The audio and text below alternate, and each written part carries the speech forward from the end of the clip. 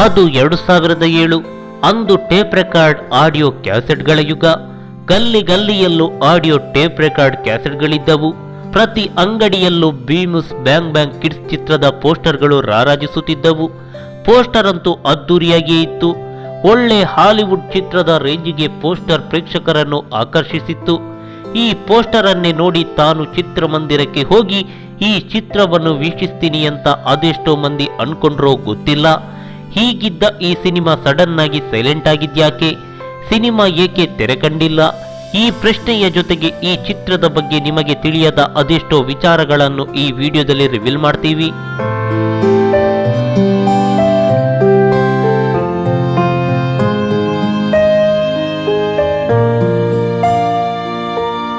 $6 ಕೋಟಿ ವೆಚ್ಚದಲ್ಲಿ ನಿರ್ಮಾಣಗೊಂಡ ಈ ಚಿತ್ರಕ್ಕೆ ರಾಜೇಂದ್ರ ಸಿಂಗ್ ಬಾಬು ಆಕ್ಷನ್ ಕಟ್ ಹೇಳಿದ್ದಾರೆ. ಉಪೇಂದ್ರ ಮತ್ತು ರಮ್ಯ ಜೋಡಿಯ ಈ ಚಿತ್ರವನ್ನು ವಿಕ್ರಮ್ ದತ್ ಅನ್ನೋರು ನಿರ್ಮಿಸ್ತಾರೆ. ಆ ಕಾಲದಲ್ಲಿ ಬಜೆಟ್ನಿಂದಲೇ ಸದ್ದು ಮಾಡಿದ ಬೀಮೂಸ್ ಪಕ್ಕಾ ಫ್ಯಾಂಟಸಿ ಸಿನಿಮಾ.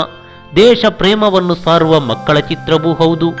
ಅದ್ಯಾವುದೋ ಕಾರ್ಯಕ್ರಮದಲ್ಲಿ ಸಿಂಗ್ ಬಾಬು ಅವರು ಇದೊಂದು 3D ಚಿತ್ರ ಎಂದು ಹೇಳಿದ್ರು. ಆದರೆ ಯಾವುದೇ ಪೋಸ್ಟರ್ನಲ್ಲಿ 3Dಯ ಉಲ್ಲೇಖವೇ ಇರಲಿಲ್ಲ. ಅದೇನೇ ಇರಲಿ, ಚಿತ್ರನೇ ತೆರೆ ಕಂಡಿಲ್ಲ ಅಂದಮೇಲೆ ಯಾವ ಡಿ ಎಂದು ಉಲ್ಲೇಖವಾಗಿದ್ರು ಏನು ಬಂತು? ಇನ್ನು ಈ ಚಿತ್ರ ಕೇವಲ ಕರುನಾಡು ಮಾತ್ರವಲ್ಲ, ದೇಶದಾದ್ಯಂತ ಸಾಕಷ್ಟು ಸದ್ದು ಮಾಡಿತ್ತು. ಚಿತ್ರದ ಶೂಟಿಂಗ್ ಆಗಿ ಚಿತ್ರತಂಡ ಕಾಶ್ಮೀರಕ್ಕೆ ಹೋಗಿ ಚಿತ್ರೀಕರಣವನ್ನು ಮಾಡಿತ್ತು. ಈ ಸಂದರ್ಭದಲ್ಲಿ ರಾಷ್ಟ್ರೀಯ ವಾಹಿನಿಗಳು ಚಿತ್ರತಂಡದ ಜೊತೆ ಕಾಲ ಕಳೆದಿದ್ದವು, ಹಾಗೆ ಪ್ರತ್ಯಕ್ಷ ವರದಿಯನ್ನು ಮಾಡಿದ್ದವು. ಆ ಮಟ್ಟಕ್ಕೆ ಬೀಮೂಸ್ ಬ್ಯಾಂಗ್ ಬ್ಯಾಂಗ್ ಕಿಡ್ಸ್ ದೇಶದಾದ್ಯಂತ ಸಂಚಲನವನ್ನೇ ಮೂಡಿಸಿತ್ತು.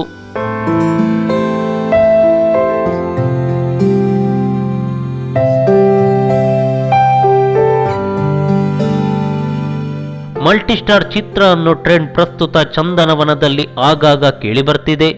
ಆದರೆ ಈ ಚಿತ್ರ ರಿಲೀಸ್ ಆಗ್ತಿದ್ರೆ ಅಸಲಿ ಮಲ್ಟಿಸ್ಟಾರ್ ಸಿನಿಮಾ ಏನೆಂದು ಅವಾಗಲೇ ಗೊತ್ತಾಗ್ತಿತ್ತು. ಏಕೆಂದ್ರೆ ಈ ಚಿತ್ರದಲ್ಲಿ ಬಣ್ಣ ಹಚ್ಚಿದ ಸ್ಟಾರ್ಸ್ ಒಬ್ಬಿಬ್ರಲ್ಲ. ಉಪ್ಪಿ, ರಮ್ಯಾ, ಪಾರ್ವತಿ ಮಿಲ್ಟನ್ ಮುಖ್ಯ ಭೂಮಿಕೆಯ ಈ ಚಿತ್ರದ ಒಂದು ಹಾಡಿನಲ್ಲಿ ಡಾಕ್ಟರ್ ವಿಷ್ಣುವರ್ಧನ್, ಅಂಬರೀಶ್, ಡಾಕ್ಟರ್ ಶಿವರಾಜ್ ಕುಮಾರ್, ಜಗ್ಗೇಶ್, ರಮೇಶ್ ಅರವಿಂದ್, ಪುನೀತ್ ರಾಜ್ ಕುಮಾರ್, ದರ್ಶನ್, ಆದಿತ್ಯ ಹೀಗೆ ಸ್ಯಾಂಡಲ್ವುಡ್ನ ದಿಗ್ಗಜರ ಜೊತೆ ಟಾಪ್ ಸ್ಟಾರ್ಗಳೇ ಕಾಣಿಸಿಕೊಂಡಿದ್ರು. ಈ ಮಟ್ಟದಲ್ಲಿ ಇಷ್ಟೊಂದು ಸ್ಟಾರ್ಗಳು ಒಂದೇ ಫ್ರೇಮ್ನಲ್ಲಿ ತೋರಿಸಿದ ಚಿತ್ರ ಇದೊಂದೇ. ಆದರೆ ಮಲ್ಟಿ ಸ್ಟಾರ್ಗಳನ್ನು ಜೊತೆಯಾಗಿ ವೀಕ್ಷಿಸುವ ಭಾಗ್ಯ ಕನ್ನಡಿಗರಿಗೆ ಇಲ್ಲ ಅಂತ ಅನ್ಸುತ್ತೆ. ಚಿತ್ರತಂಡದ ಆಂತರಿಕ ವಿಚಾರದಿಂದಾಗಿ ಈ ತನಕವೂ ಈ ಚಿತ್ರ ತೆರೆ ಕಾಣಲೇ ಇಲ್ಲ.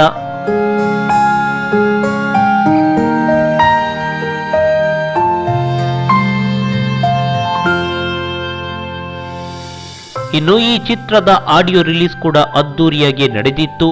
8 ಹಾಡುಗಳುಳ್ಳ ಈ ಚಿತ್ರದ ಸಾಂಗ್ಸ್ ಚಿತ್ರ ಪ್ರೇಮಿಗಳಿಗೆ ಇಷ್ಟವಾಗಿತ್ತು. ಗುರುಕಿರಣ್ ಅವರ ಸಂಗೀತ ಕೇಳುಗರನ್ನು ಮನಸೂರೆಗೊಳಿಸಿತ್ತು. ಆದರೆ ಬೀಮೂಸ್ ಬ್ಯಾಂಗ್ ಬ್ಯಾಂಗ್ ಕಿಡ್ಸ್ ಕೇವಲ ಹಾಡಿಗಷ್ಟೇ ಮೀಸಲಾಗಿದ್ದು ದುರದೃಷ್ಟಕರ. ಹಾಗಾದ್ರೆ ಚಿತ್ರ ಏಕೆ ತೆರೆ ಕಂಡಿಲ್ಲ ಅನ್ನೋ ಪ್ರಶ್ನೆ ನಿಮ್ಮ ಮನದಲ್ಲಿ ಮೂಡಿರ್ಬೋದು. ಅದಕ್ಕೆ ಉತ್ತರ ಮುಂದಿದೆ ನೋಡಿ.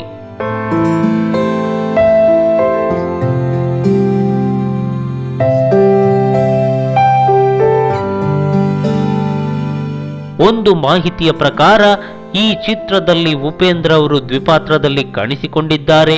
ಇಲ್ಲಿ ಹೀರೋನು ಉಪ್ಪಿನೇ, ವಿಲನ್ ಕೂಡ ಉಪ್ಪಿನೇ. ಒಂದು ಹಿಂದೂ ಪಾತ್ರ, ಮತ್ತೊಂದು ಮುಸ್ಲಿಂ ಪಾತ್ರ, ಒಂದು ದೇಶಪ್ರೇಮಿ, ಮತ್ತೊಂದು ಭಯೋತ್ಪಾದಕನ ಪಾತ್ರ. ಕರುನಾಡು ಮಾತ್ರವಲ್ಲದೆ ಕಾಶ್ಮೀರದಲ್ಲೂ ಚಿತ್ರೀಕರಿಸಿ ಪಾಕಿಸ್ತಾನದ ಗಡಿ ಭಯೋತ್ಪಾದನೆಯನ್ನು ಚಿತ್ರದಲ್ಲಿ ಕಟ್ಟಿಕೊಡಲಾಗಿತ್ತು.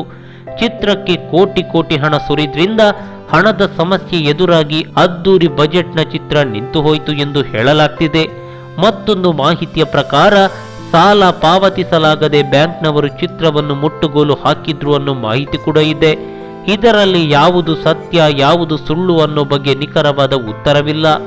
ಒಟ್ಟಿನಲ್ಲಿ ಭಾರಿ ನಿರೀಕ್ಷೆ ಮೂಡಿಸಿದ ಬೀಮೂಸ್ ಬ್ಯಾಂಗ್ ಬ್ಯಾಂಗ್ ಕಿಡ್ಸ್ ತೆರೆ ಕಾಣದೆ ಪ್ರೇಕ್ಷಕರಿಗೆ ನಿರಾಸೆ ಮಾಡಿದಂತೂ ಸುಳ್ಳಲ್ಲ. ನಮಸ್ಕಾರ.